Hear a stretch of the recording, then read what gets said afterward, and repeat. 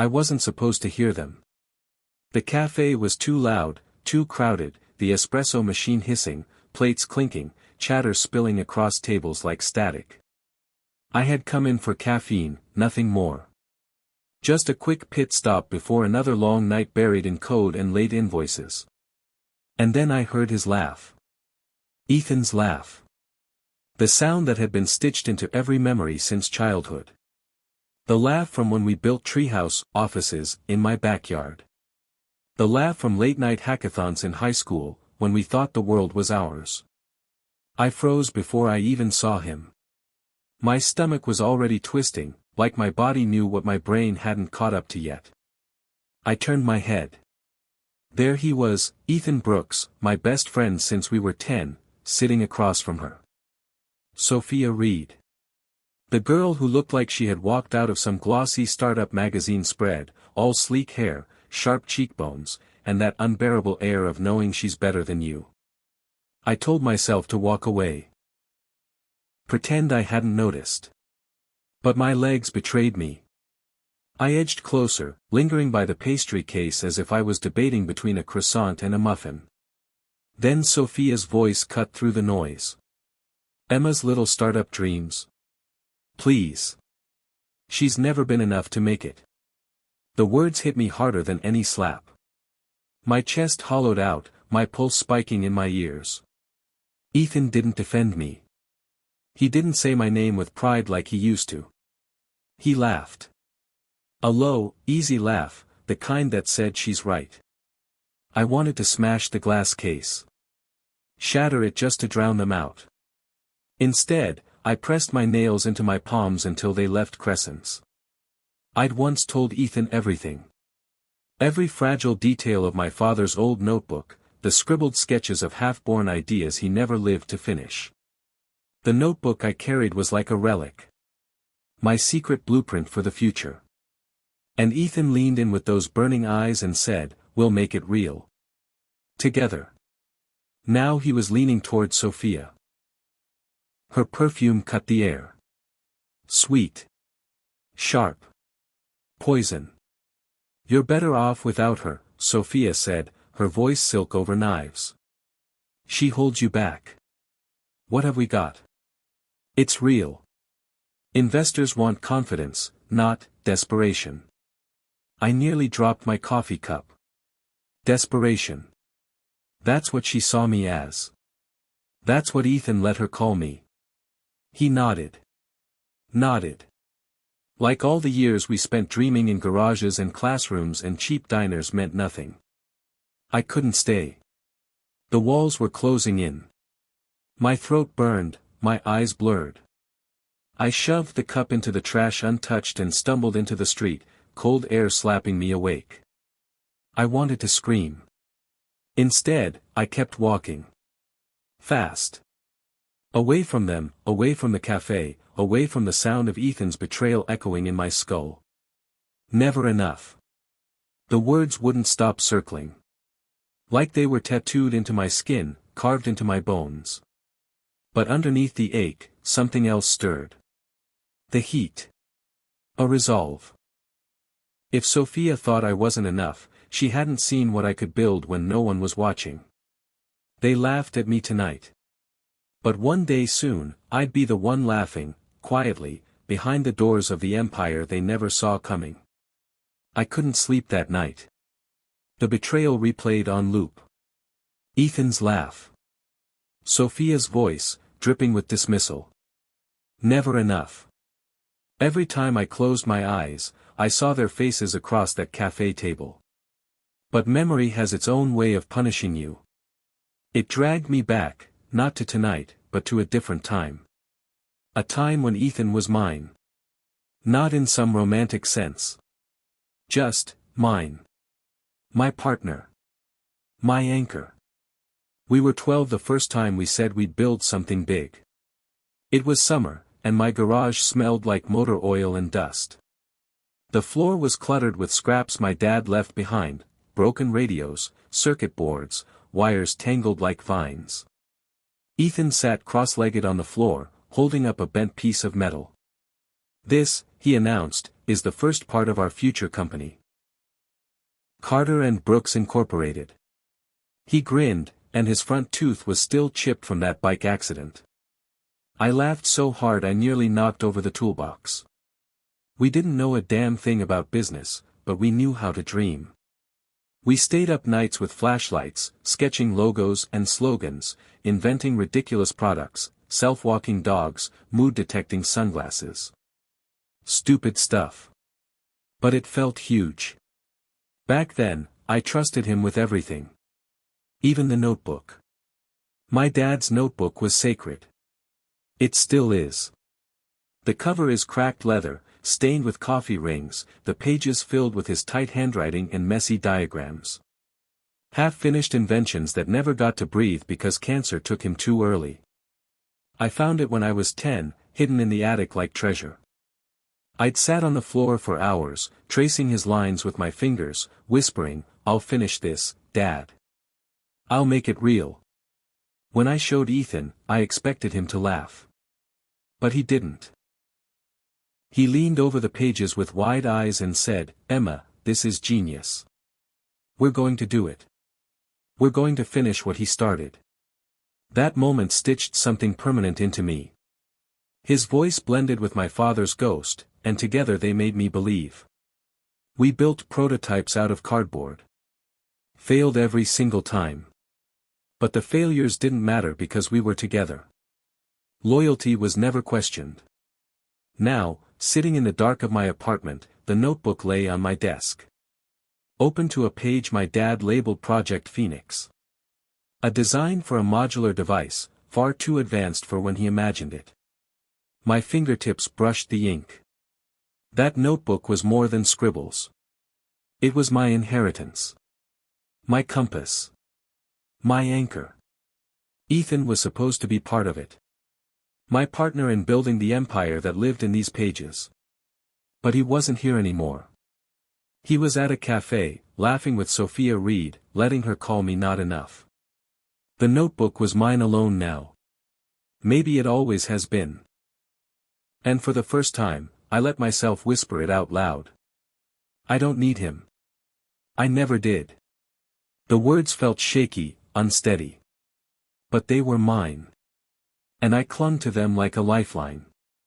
The co-working hub smelled like burnt coffee and ambition.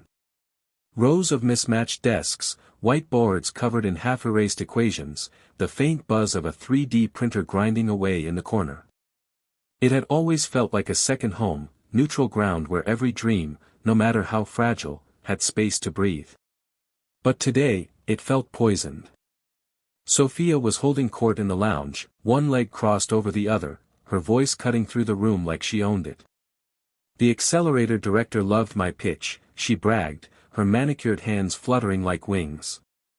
He said we're exactly the kind of disruptive team they want to showcase. Her words weren't aimed at me. They didn't have to be. She spoke loud enough to make sure they landed. Ethan sat beside her, nodding along, smiling that easy smile I once thought belonged to both of us. He didn't even glance my way. Just let her words ripple through the room, planting themselves like weeds in everyone's ears. I tried to focus on my laptop. Tried to drown it out with the clatter of keys. But it was impossible. Every time I glanced up, there she was, gesturing, laughing, leaning too close to him. And him. My Ethan. Not defending me. Not remembering the garage or the notebook or the promises whispered under flickering desk lamps. Just, hers. I clenched my jaw, forcing my eyes back to the screen. Stay small. Stay invisible. That's how empires are built, quiet, brick by brick, until the world has no choice but to notice. Still, the sting burned. Sophia finally turned her eyes toward me, the kind of look that wasn't really about seeing but about dismissing. "Oh, Emma," she said sweetly, dripping venom in honey, "don't take it personally. You're just not a fit for this level yet. But maybe you'll find your niche." The room chuckled. A few nervous laughs, people unsure if they should align with her shine or stay out of it. Ethan didn't stop her. Didn't say my name with the weight it used to carry. He just rubbed the back of his neck and looked away, as if pretending not to notice made him innocent. I swallowed hard. My voice came out steadier than I felt. You know, Sophia, not everything worth building gets built under spotlights. Some of us prefer to let the results speak. The air shifted, just slightly. Her smile twitched. Ethan shot me a look, half warning, half disbelief, as if I'd broken some unspoken rule by daring to answer back. But I didn't push further. I didn't need to. My words weren't for her. They were for me. A reminder. A vow. I shut my laptop with deliberate calm, slid it into my bag, and stood. My pulse throbbed in my throat, but my steps stayed even as I walked past their little stage. Let them have their applause now. Let them bask in early praise and shallow connections. I would build differently. Silently. Patiently. When my empire rose, it wouldn't be because someone invited me into their incubator or gave me permission to exist. It would be because I built it with my own two hands, fueled by the pages of my father's notebook and the fire Sophia had just stoked inside me. And when it was ready, no laugh, no smirk, no dismissal would touch me again. The auditorium buzzed with nervous energy. Startup hopefuls shuffled index cards, laptops glowed faintly in the dark, and the air smelled of sweat and burnt projector bulbs. Pitch night.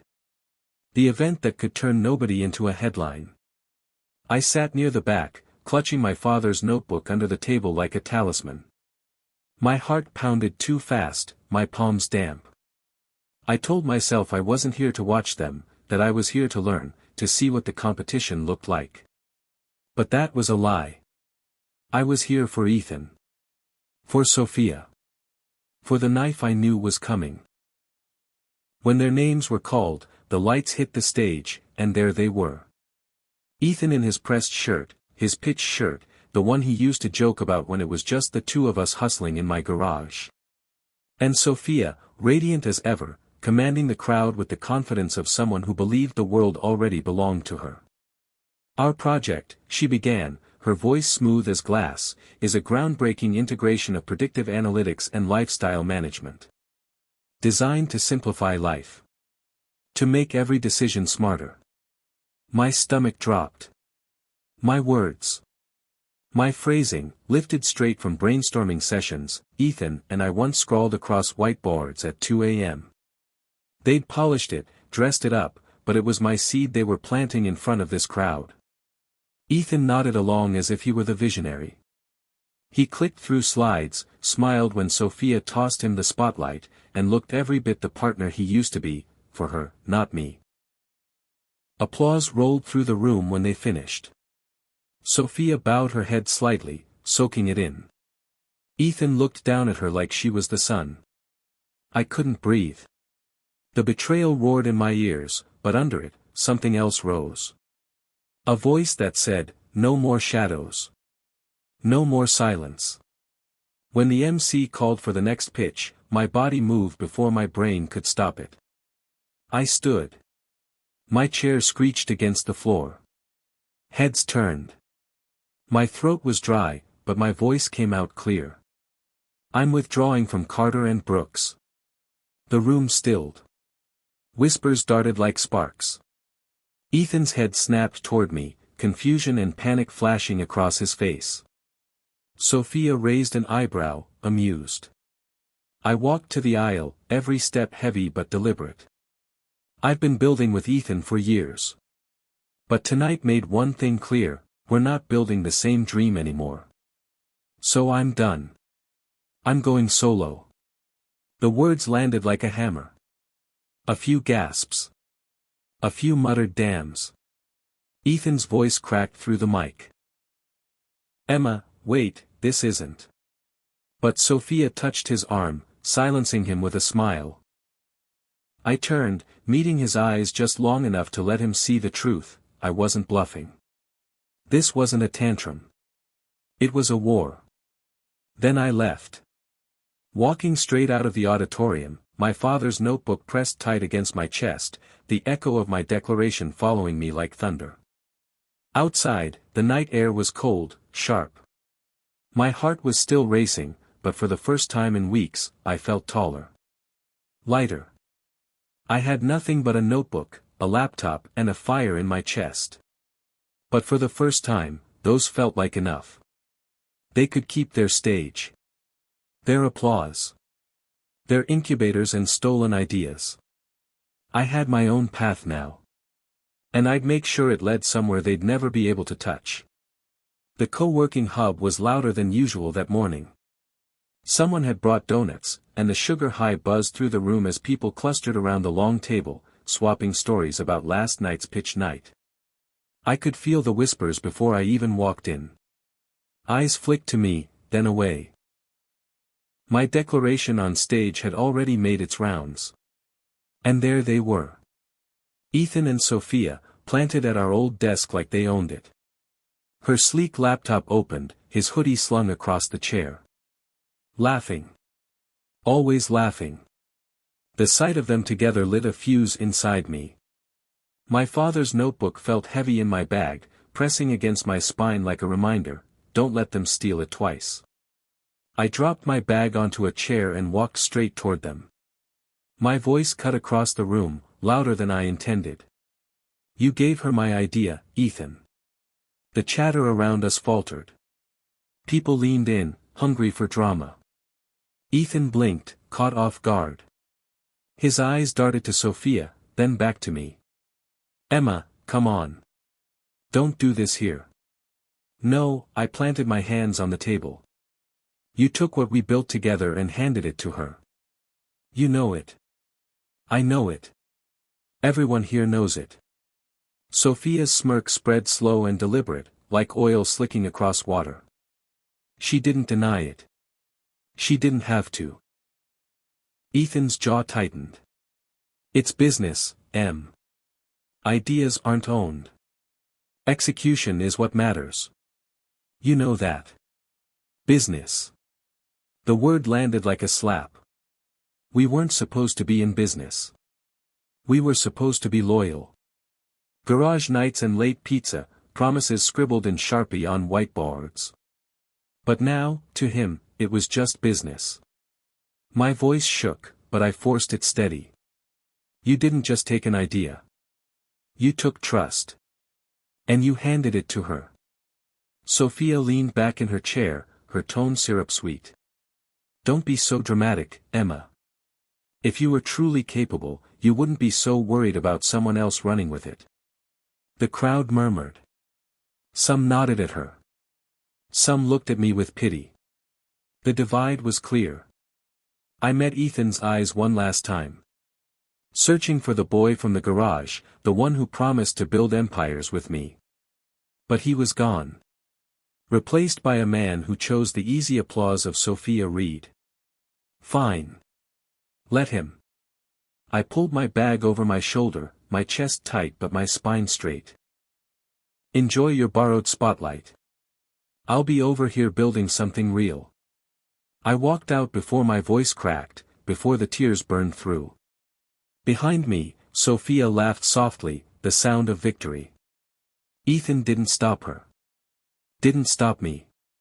That was the moment it sank in, deeper than any night before, I was truly on my own. And maybe, just maybe, that was exactly what I needed. The call came just after midnight. I was hunched over my desk, the glow of my laptop painting the room in tired blue light. My father's notebook lay open beside me, half a cup of stale coffee cold at my elbow. I had been rewriting code for hours, trying to drown the echo of Sophia's laughter from the co-working hub. When my phone buzzed, the name flashing across the screen made my stomach lurch. Ethan Brooks. For a second, I considered ignoring it. Letting it ring until the silence swallowed him whole. But my hand betrayed me, and I answered. Emma. His voice was low, strained, carrying that nervous edge I hadn't heard since high school presentations. I didn't say anything. Let the silence hang. I didn't mean for things to go this way, he rushed on. You have to know that. I never wanted to hurt you. My throat tightened. Memories flickered, the garage, the promises, the sketches on napkins at cheap diners. But I forced myself to hear the now, not the then. You handed Sophia my ideas, I said flatly. And you stood there while she tore me down. He sighed, a sharp exhale.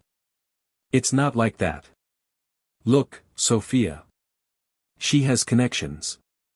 She knows how to get in the door. Investors listen to her. With her, we can actually make it. We. The word twisted in my gut. But I heard what he wasn't saying. Without her, you're nothing. You think quick fame makes it real? I asked. It's not about fame, he said, too quickly. It's about traction. About visibility.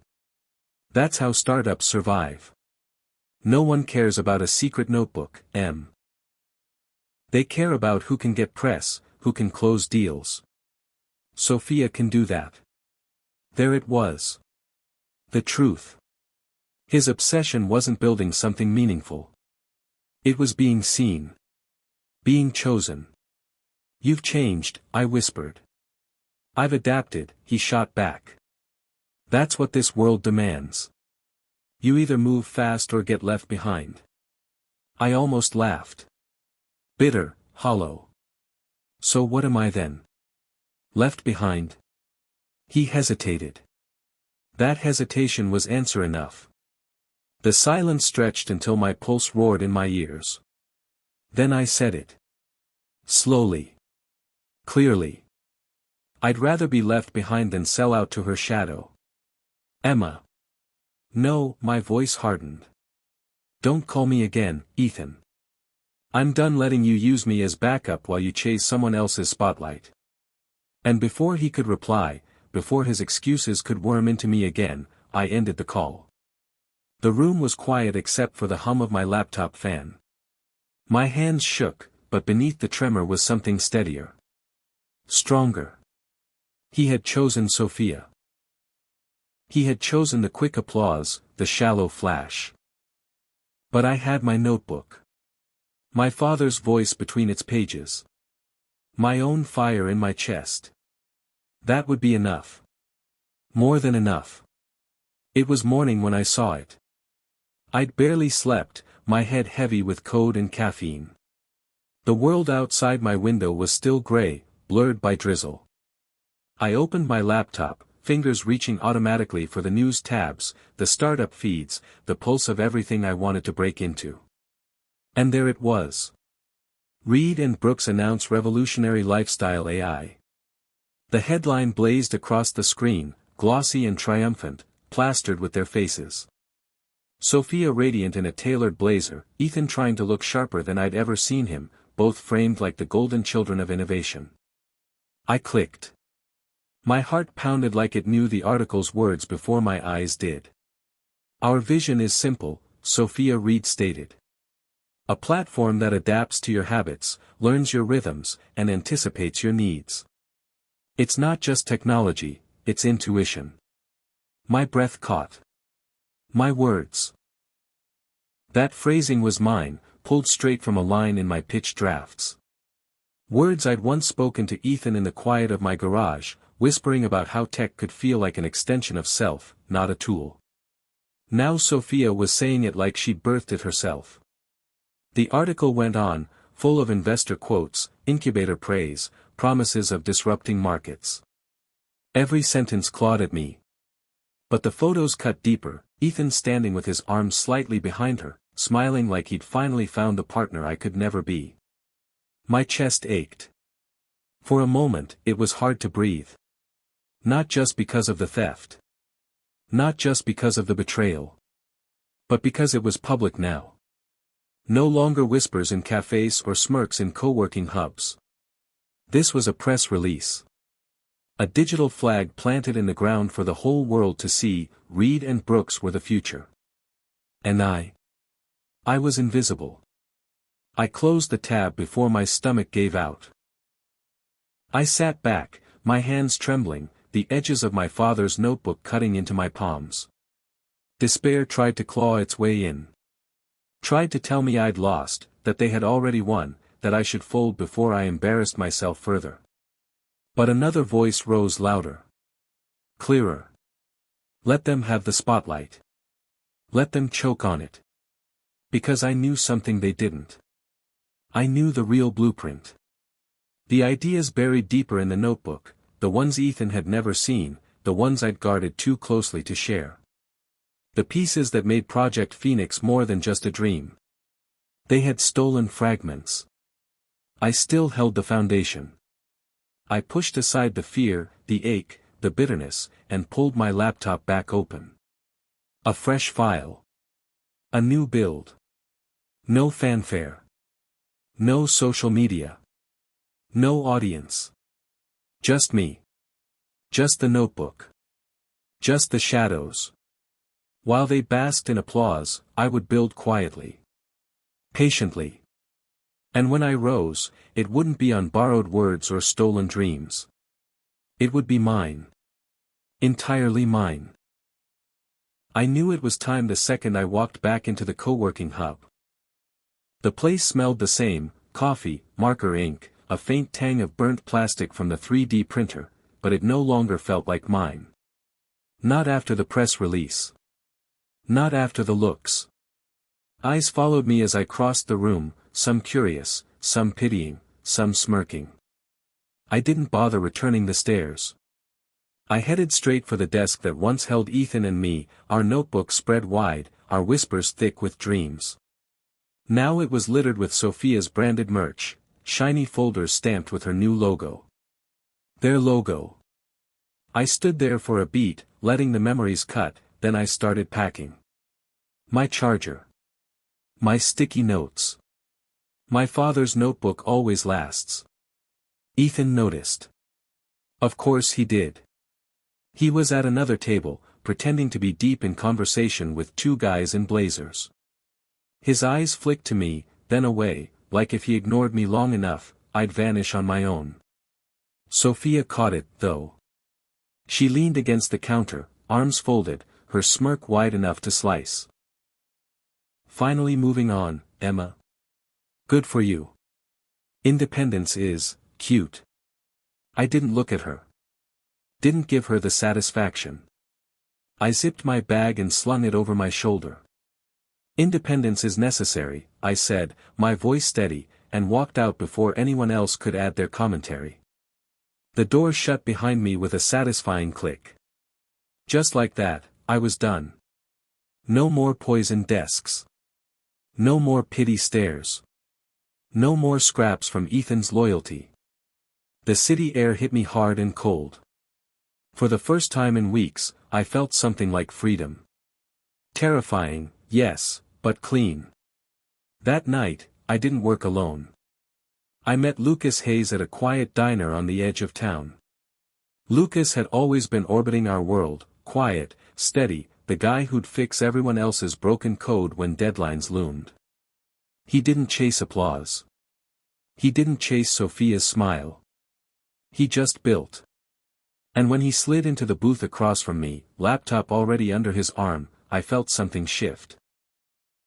I heard what happened, he said, not unkindly. His voice was calm, grounded.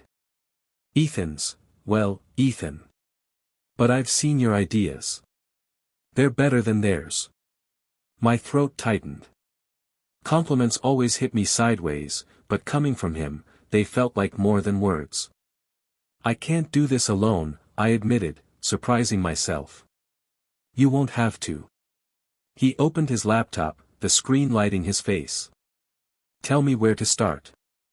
I stared at him for a moment, searching for the trap, the angle, the hidden ambition. But there was none. Just Lucas, dependable as ever, offering what Ethan never could, loyalty without conditions.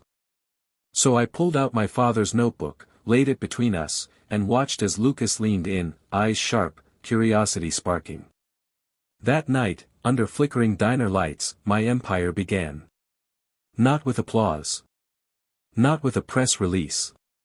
But with two people hunched over scribbled sketches, breathing life into something real. And for the first time since Ethan betrayed me, I didn't feel alone. Sophia's world glittered. Mine buzzed. Her Instagram was a carousel of champagne glasses clinking, velvet banquettes, investors leaning in with practiced smiles. Ethan was always at her side, sharp in suits I'd never seen him wear back when we were sketching on garage floors. Meanwhile, I sat cross-legged on the floor of Lucas's apartment, surrounded by wires, ramen cups, and the glow of our laptops. It wasn't glamorous. It wasn't pretty. But it was real. Lucas typed with quiet precision, his fingers moving like he'd already mapped the code in his head. Across from him, I traced diagrams from my father's notebook onto a whiteboard we'd stolen from a yard sale. My lines weren't perfect, but they were ours. "Your dad thought of all this?" Lucas asked once, pausing to adjust his glasses. "Not all," I said, running my thumb over the edge of the paper, worn soft from years of turning. "He had sketches. Concepts. Seeds. He just never got to plant them." Lucas nodded, no pity in his eyes, only respect. "Then let's make sure they grow." That line is rooted in me. Stronger than Sophia's smirk, louder than Ethan's laughter. Strong enough to keep me pushing through the 3 a.m. coding marathons, through the nights my eyelids burned and my hands cramped from typing, through the mornings I woke on Lucas's couch with a stiff neck and a notebook still in my hands. We built in silence, but silence didn't mean isolation. I started reaching out, quietly, carefully, to people who mattered.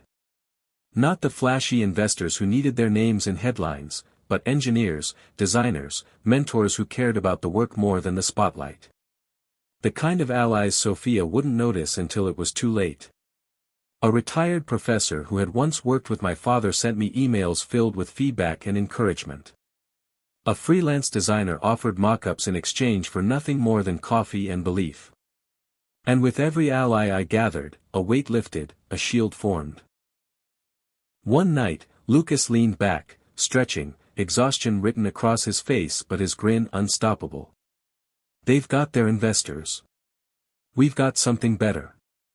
I smirked, raising my chipped mug of instant coffee. "A real idea." We clinked our cups like it was champagne. The room smelled of sweat, ramen, and stale coffee, but it might as well have been a palace. Because for the first time, I could see it, the empire taking shape. Quiet. Steady. Unseen. And when the time came, it would be unshakable. I wasn't supposed to be there.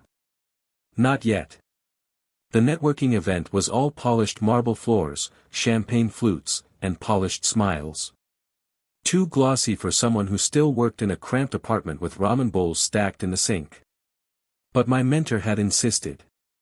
"You need to be seen, Emma. Not by everyone, just by the right ones." So I came. Dressed simple, armed with my pitch deck and my father's notebook tucked in my bag like a talisman. And then I saw him. Ethan. He stood under a golden chandelier. Sophia at his side, laughing that laugh he always used when he wanted to sound bigger than he was. His suit was sharp, his glass half full, his eyes scanning for validation. And then they landed on me.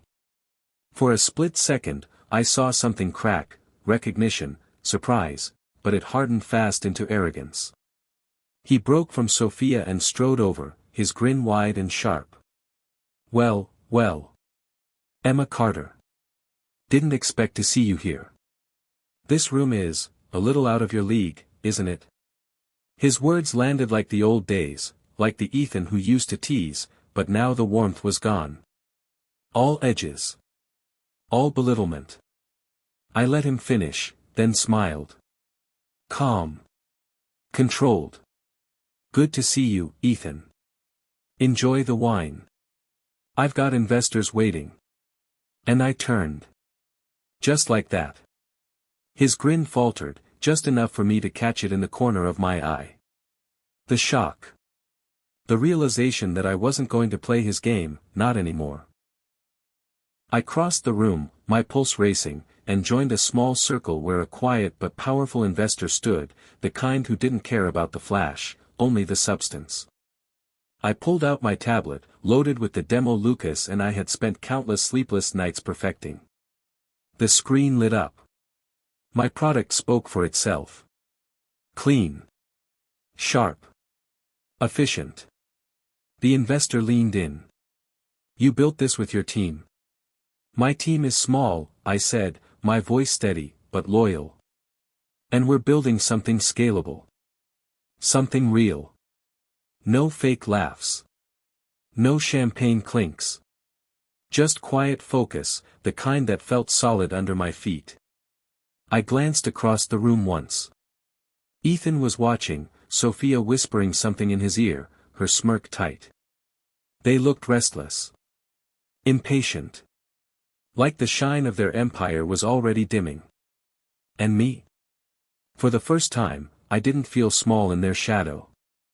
I felt untouchable. The first message came late at night. Can we talk? It's not what you think. I stared at it until the screen dimmed, then shoved my phone face down on the desk. I had a demo to refine, invoices to pay, and a younger brother asleep in the next room whose tuition wasn't going to cover itself. Ethan Brooks was no longer on my list of priorities. But the messages didn't stop. Sophia doesn't get it. You were always the one who kept me grounded. Please, I just need 5 minutes. 5 minutes. That's all it took for him and Sophia to laugh at me in that cafe, to strip my ideas for their shiny empire. And now, 5 minutes was supposed to undo it all. I didn't respond. Instead, I sat with my brother one evening, hunched over his textbooks. He was 16, brilliant in ways I never was at his age, but his grades were slipping. Too much weight on his shoulders since Dad passed, too much silence between us while I buried myself in code. Emma, he said, frustration knotting his brow. I don't get this math. I pulled the paper closer. I wasn't a genius like Lucas, but I knew enough to walk him through it, step by step, patiently where I hadn't been before. His shoulders eased, his pencil steadied, and for a moment, the chaos of startups and betrayals melted away. This, his future, was why I had to succeed. Not to prove Ethan wrong. Not to outshine Sophia. But to make sure my brother never had to feel the kind of uncertainty that had haunted Dad's unfinished notebook. While I explained the equations, my phone buzzed again. Ethan's name lit the screen. I ignored it. By the third week, the cracks in his empire weren't just whispers, they were visible. Sophia's solo interviews, her photos alone on glossy covers, her name leading every headline. Ethan was no longer her partner. He was her guitarist, her sidekick, her plus one. He didn't like that. His messages grew sharper, tinged with desperation. She's cutting me out. You don't understand, I need you. We were supposed to do this together. But every time, I thought of my brother bent over his homework, the way his face lit when he solved a problem on his own, the way he muttered, "Thanks, Em." That was the partnership that mattered now. So when Ethan called at midnight one more time, voice cracking through the speaker, I messed up. You were the only one who believed in me, I pressed end without a word. And for the first time in years, the silence after his voice didn't hurt. It felt like peace. It felt like stepping into another dimension. The accelerator wasn't advertised on billboards or plastered across glossy magazines. It was tucked away in an old warehouse by the river, the kind of place you'd pass without noticing, all rusted beams and faded paint. But inside, it buzzed. No champagne. No polished veneers. Just raw energy. Desks crammed with prototypes, whiteboards drowning in equations, groups huddled in arguments that sounded like breakthroughs. This wasn't Sophia's world of flash and cameras. This was the real thing. Lucas and I walked in carrying nothing but laptops and Dad's notebook. We didn't belong, not yet. But as soon as the coordinator handed us badges and pointed to our corner station, something in me clicked. I belonged here. It was at lunch break that I met her. Olivia Grant. She wasn't loud. She didn't need to be. She moved through the space with the kind of quiet authority that made people lean in when she spoke. Dark curls tied back, a notebook under her arm covered in neat, color-coded tabs. When she sat across from me in the cafeteria, it felt less like chance and more like inevitability. "You're Emma, right? The one with the adaptive systems project?" Her voice was warm, but her eyes were sharp, dissecting me, weighing my words before I even spoke. "That's me," I said cautiously. "And you are?" "Olivia Grant. Strategy's my game. I've been following your pitch deck." I blinked. "You've seen it?" She smiled, sipping her tea like she had all the time in the world. "Word travels fast in this place. You've got something real. Rough around the edges, but solid." Normally, I'd bristle at critique. But with her, it didn't sting. It was intriguing. Over the next hours, we talked. About scaling models, about the traps flashy startups fall into, about the weight of building something that mattered. She didn't flinch when I told her about my father's notebook. She leaned in. "That's not baggage," she said firmly. "That's a blueprint. And with the right execution, it could be an empire." The word stuck in my chest, empire. Not said as mockery, like Sophia once sneered. Not tossed aside, like Ethan had. Spoken as a fact, as something inevitable, if I dared to claim it. By evening, Olivia was sitting beside Lucas and me, sketching flowcharts on napkins, poking holes in our assumptions, pushing us harder. Lucas grinned through it, finally meeting someone who challenged him as much as he challenged me. And me? I felt something I hadn't in a long time. Hope. This wasn't just surviving. This was a building. With people who believed. For the first time since the cafe betrayal, I felt the ground beneath me solidify. My circle had changed. My circle was stronger. And with Olivia beside me, I wasn't just fighting back anymore. I was preparing to conquer. The conference hall smelled like nerves and ambition. Rows of booths lined the space, banners waving with promises of the next big thing. Cameras hovered everywhere, investors circled like sharks, and the stage lights cut through the air like judgment. I stood behind the curtain, my palms clammy on the clicker. Olivia was beside me, calm as ever, flipping through our final slides with the precision of a surgeon.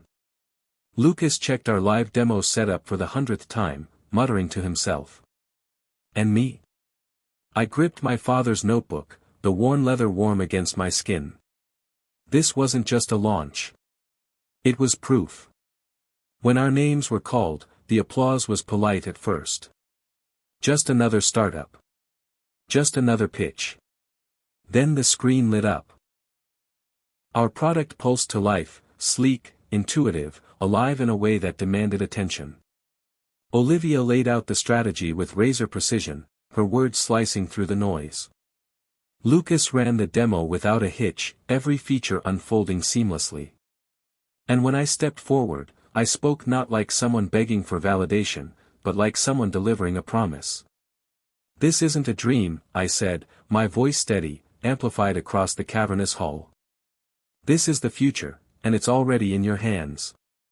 The crowd erupted. Not polite applause. Real, visceral energy. Investors leaned forward, phones lit up as people tweeted, cameras flashed like lightning. And then I saw them. Sophia and Ethan. Their slot had been right before ours. I'd watched their pitch, flashy slides, hollow promises, Sophia dominating the stage while Ethan hovered like an accessory. Their applause had been scattered, strained. The cracks in their empire were showing. Now, as our booth filled with a swarm of investors and journalists, I caught Ethan staring at me from across the room. His face pale, his jaw tight. Sophia was already charming another cluster of attendees, barely acknowledging him. When the crowd thinned for a moment, he made his move. Slipping through the chaos, he came straight to me. "Emma," he said, his voice low, urgent. "Please. We can fix this. You and me, like we planned. Forget Sophia. She used me. But you." I cut him off with a look. Calm. Final. "I don't need fixing, Ethan. Not anymore." For a heartbeat, the boy I grew up with flickered in his eyes, the one who sketched circuits with me in the garage, who believed in building something that mattered. But it was gone as quickly as it came, drowned in the desperation of a man who had chosen wrong and couldn't undo it. I turned away, back to Olivia, back to Lucas, back to the sea of possibilities waiting for us. Ethan didn't follow. As the stage lights dimmed and the conference floor buzzed with our name, I felt it settle deep in my bones. This was the empire I'd been building in silence. And now, the world couldn't look away. The conference was over, but its echoes lingered. Our inbox overflowed with investor requests, partnership offers, invitations to meetings in glass towers I used to only pass by and imagine. Olivia was already mapping our next move, Lucas buried in refining the prototype with a grin that hadn't left his face in days. And me, I sat alone in my apartment, the city lights bleeding through the blinds, Dad's notebook open across my lap. The pages were worn, the ink faded in places, but the ideas still pulsed with life. Diagrams half-drawn, notes scribbled in the margins, little fragments of a mind that never got the chance to see them realized. I used to think this notebook was a burden.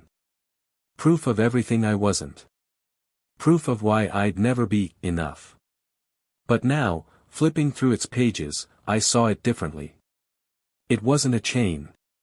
It was a torch. And I had carried it further than even Dad might have imagined. Ethan's texts had stopped days ago. Sophia's empire, once glittering, was already dimming, rumors swirling of missed deadlines, angry backers, her hunger for spotlight cannibalizing the very team she'd built.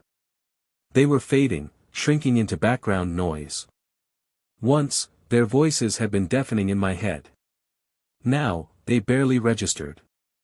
I wasn't building to spite them anymore. I wasn't building because of them. I was building for myself. For my brother, studying quietly at the kitchen table with a focus that made me proud. For Lucas, coding with relentless loyalty. For Olivia, whose sharp mind and fierce belief sharpened my own. For Dad, whose unfinished sketches became my beginning. And as I looked out over the skyline, the glow of a city alive with ambition, I felt it settle deep in my bones. I was more than enough. I always have been. The empire I built wasn't forged in applause or stolen ideas. It was carved from resilience, from nights of exhaustion, from the courage to walk away when betrayal tried to break me. It was mine. And it was only the beginning. I closed the notebook gently, my hand lingering on its worn cover. Then I set it aside, not as an anchor, but as a foundation. Ready? Olivia's text lit up my phone. Tomorrow we plan the next phase. I smiled, typing back, always. And for the first time, the future didn't look like something I had to chase. It looked like light.